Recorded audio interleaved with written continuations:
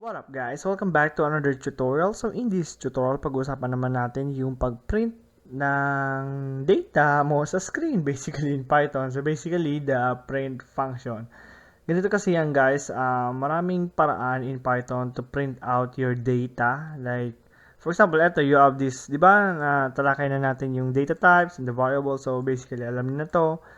And in Python, may maraming paraan para to print this out. So, gusto ko lang yun i-include at least alam yung yun na yun. So, basically, kapag alam niyo na yun, you can choose na kung saan kayo komportable. So, super dali lang naman guys. Super dali. So, ganito. So, if you have your Python file, so, create lang kayo guys. Ito, kahit ano, sample. So, for example, ito, sinet ko na yung mga variables. Ganyan lang. So, basically, ginawa natin to, di ba? Like the print, for example, hello world, ganyan. So, yan, di ba? Ginawa na natin yan. So, what if we want to print now with the variable? So, kung mapapansin nyo, like, madali lang yan to. Parang obvious naman, di ba guys, kung paano gawin. So, pero, you can still watch me kung paano natin gagawin. So, for example, eto, first, you can basically just put your variables here, ganyan. For example, ganyan, just print out the value of 100 dito. At the same time, pwede nyo is, if gusto nyo itong lahat, separated by comma lang. So, for example, ganyan, var float, boolean, ano pa, wait, separated by comma lang guys, string. So, kapag print nyo, basically lahat print, ganyan, di ba? Simpleng-simple. So, ganun lang naman. So, what if ganito naman? So, for example, the value of my int variable is, then basically, you just again separated by comma. For example, variable int, ganyan. So, control B, run it, ganyan, is 100. So, my dogs are barking na naman. So, again, if you want to like put another etong variable, so, var anything guys, ilagay nyo lang dito yung variable nyo. So, ganyan, then run, then yan. So again, for example, var string, another string, for example, asan na yun? Ito. So, just subscribe. So, don't forget to subscribe, guys, of course. So, basically, di ba, nakikita nyo naman yung nangyayari. So, ganyan lang naman, guys. Wala naman special thing. So, basically, ganun. If you want to, for example, ito, iba naman like, for example, the value of bool is ganyan. Then, you can just again put here the variable. Ganyan. Bool is true. Ganyan lang naman. Simpleng-simple, di ba? So, madaling-madali. And one thing, ang ibang tao, basically, ibang mga tao na nakikita ko, mga ginagawa nila to Itong thing na to, tingnan nyo. So, maybe makita nyo to sa ibang mga programmers. For example, the value of number or the value of int variable is, then ang ginagawa nila instead na ganito is ginagawa nila ganito, ganyan, var int. Pero this will cause an error. Bakit ganon? So basically guys, this is a string. So you need to ang ginagawa kasi nito is kino-concatenate the word tama spelling ko na concatenate. Ganito basta ata yan. Basically, concatenate means like, for example, two strings. For example, meron kang dalawang string. For example, ganito. If you have two strings, for example, etong hello plus world. Ganyan. So, basically, pinag-iisa mo siyang string. Like, parang dinugtong mo, parang ganon. Parang pinag-isa mo siya, parang kinumbine mo, parang ganon.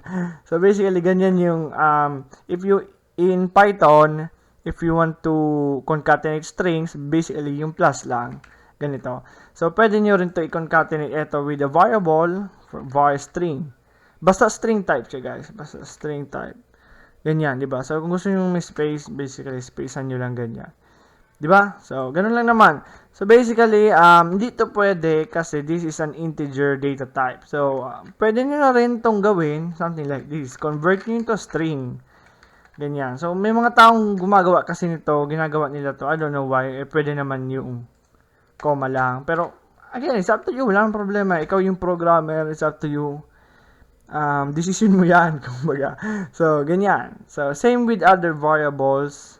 Kung string na, guys, for example, eto, wag nyo nang i-convert pa yung string into a string kasi string na siya. Gawin nyo lang to kapag mga hindi strings. For example, etong float. Yung float. For example, eto, try pa natin yung boolean. Asan na yun? Boolean, ganyan. So, di ba? Kasi nga, hindi siya string. You can, kina-concatenate mo into a string. Bakit ko binura? So, you can basically convert it into a string, then concatenate mo with this string. Let's just change this to bool. But something like that. You get the point naman, di ba? So, basically, that's it, guys. Super, super easy, di ba? You can try out etong mga things na to. This is the way. Nauubo ako. So, this is the way of printing out in Python. Yung mga, for example, you want to print your name, ganoon, sa mga output nyo, di ba? Print kayo. So, basically, ganoon, along with your variables. And also, one last thing is, nakalimutan pa ba ako? I think, wala na. So, basically, ganoon, guys, sinabi ko na to, kasi, as I said, marami akong mga taong nakikita na ginagawa to. I don't know why. Maybe, as I've said, decision nyo yan kung sa tingin nyo, as I've said, baka pwede naman gawin ganito. Bakit ikaw convert pa into string? So, again, it's up to you. So, nanonood yung parents ko ng action movie. So, yan na lang, guys. So, the last but not the least is, gusto kong i-add yung function, should I say, yung parameter sa print function, which is yung end, at saka yung sep. So, basically, ganito. Dito muna tayo sa sep. For example, meron kayong ganito, guys. Hello. For example, hello world. Then, dito is var string. Ganyan. Diba, kung makikita nyo is hello world, then gel subscribe. Ito yun. Yung tatlo. Pwede nyo rin lagyan to ng itong sep. Basically means separator. Yung separator ata yung nito. Sep is equal to basically kung anong ilagay mo dito sa anong tawag dito sa dito sa opening closing double quotation mark, yun yung magiging separator. Yung parang magsi-separate between this string. So makikita niyo lagyan ko ng for example for example something like this. Wow. No, maisip na something, di ba? Ganyan. So makikita niyo in between yung kada string, for example hello is between every word na etong hello, world, at saka variable string is yung separator niya is etong word na will. Or basically, you can put anything, guys. Like, for example, anything, guys. Ganyan. For example, \t. Ganyan. Yung \t basically means, I think, yung tab. Parang ganyan. Tab. Oo. Ganyan. Pwede nyo lagyan ng ganyan. Anything, guys. Anything. For example, any string. Ganyan. So, you get the point naman, di ba? So, lagyan ko ito ng space. Ganyan. So, makikita nyo, di ba, na in between, ito yung tatlong word or string, then in between them is etong separator na to. So, you get the point naman, di ba? So, ganun. So, for the, naman is yung end basically means na sa hulihan, yun yung mapaprint out. For example, ito, let's remain this na. So, end is equal to, for example, mayroon kaya, VCAT, advertisements, all free ads. May VCAT kasi dito sa, dito sa tabi ko. So, yeah, so kapag print natin to, basically, ayan, ito yung, so basically, sa ulihan is mapaprint out yun. For example, gaming PC, any string ulit, guys, anything, ganyan. So, sa ulihan, lagyan natin ng \n para mag-next line. Ayan, yan, di ba? Ito. Anything, guys, dog, anything, ganyan. So, basically, ganyan. So, you get the point, kahit \n lang. So, basically, nag-next line lang. Ganun lang naman. So, yun, guys, ganun lang naman kasimple yung pag-print out. This is the first part.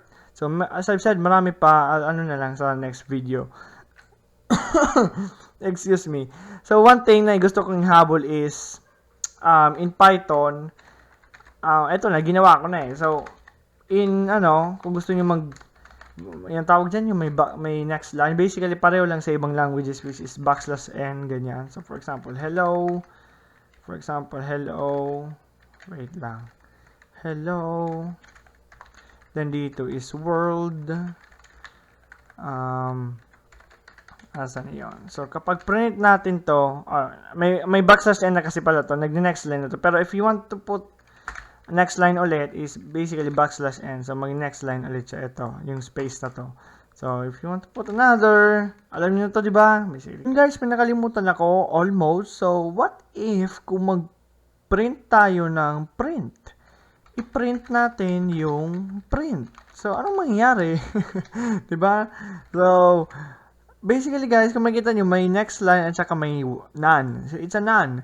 Kung magtataka kayo, as I've said, kung bakit may next line is automatically sa function is may next line na. Pero the point is, bakit yung print natin yung print, bakit none?